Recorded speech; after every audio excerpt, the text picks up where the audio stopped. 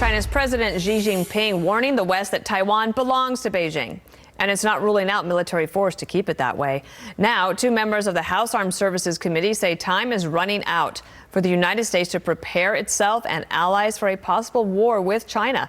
They just returned from Taiwan and join us now. Florida Republican Congressman Michael Waltz, a member of the Armed Services Committee and former Green Beret commander, and Massachusetts Democrat Congressman Seth Moulton, also a member of the Armed Services Committee and a Marine. Thank you both for being here today. Michael, let me start with you. Why was it important for you to make this trip and to do so with somebody like your friend, Seth Moulton?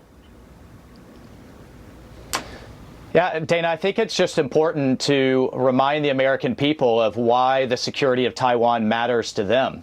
If you look at where it is on the map, and if China is under Xi is successful in invading and taking Taiwan, China will essentially control 50% of global GDP. They will control the shipping lanes into South Korea, Japan, Indonesia, Malaysia, Australia, Southeast Asia, and, oh, by the way, about 90% of the world's most advanced computer chips. And it's on the front lines of democracy. But I think we face a very real chance of Taiwan becoming the next Ukraine within the next 5 to 10 years. Chairman Xi right now is making that very clear that he's going to do it one way or another. So the question is, are we running out of time from the United States standpoint to deter that from happening, unlike what happened in Ukraine, where we did not deter successfully Russia from invading it? And then Congressman Moulton, anything to add there? And I would also ask if you could talk about whether you think the United States and the Biden administration policies are keeping up with what you think needs to happen here. Yeah, absolutely. No, Mike said it well. The stakes are incredibly high. And the reason why we Americans should care about this so much is that we don't have a plan to fight this war through the Taiwan people the way we're fighting the Ukraine war through Ukraine. That means that Americans are going to die if Xi invades Taiwan. And so the stakes could not be higher, not just for the global economy, not just for national security, not just for shipping routes and trade and the economy, but for us, for the American people, because a lot of young Americans will die if this happens. That's why we have to prevent a war. And, you know, Mike and I both think that we're not moving quickly enough to do this. This isn't just the Biden administration, of course. We've known for a long time, at least the last several years, our national security strategy has been shifting to the Pacific, but I don't think we're moving quickly enough. And that's what we saw on the ground. We saw troops amazingly well prepared, taking on this challenge, training with partner militaries, ready to confront the threat.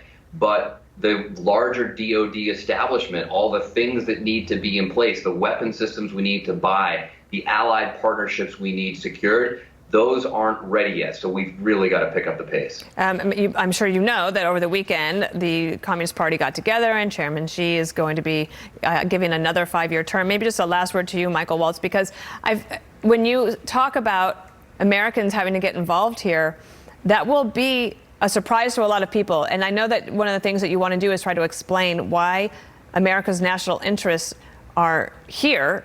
Do you think that is shared on a bipartisan basis, Michael?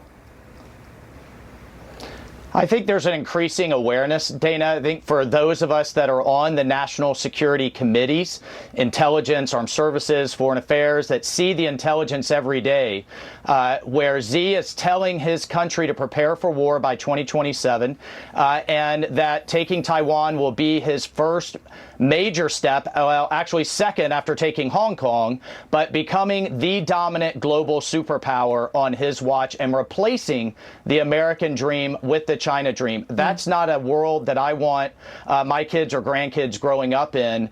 And Seth is right. We have to deter that from ever happening in the first place. That means getting our supply chains out of China, which they plan to use as leverage, everything from electric batteries to our pharmaceuticals. And that means going to a position of strategic clarity so that Xi thinks this will cost him too much before he takes that big step. Fascinating trip. I'm glad that you went together, and I'm glad you came on our show together as well. A lot on the line here. Thank you both, Seth Moulton and Michael Waltz. Appreciate it.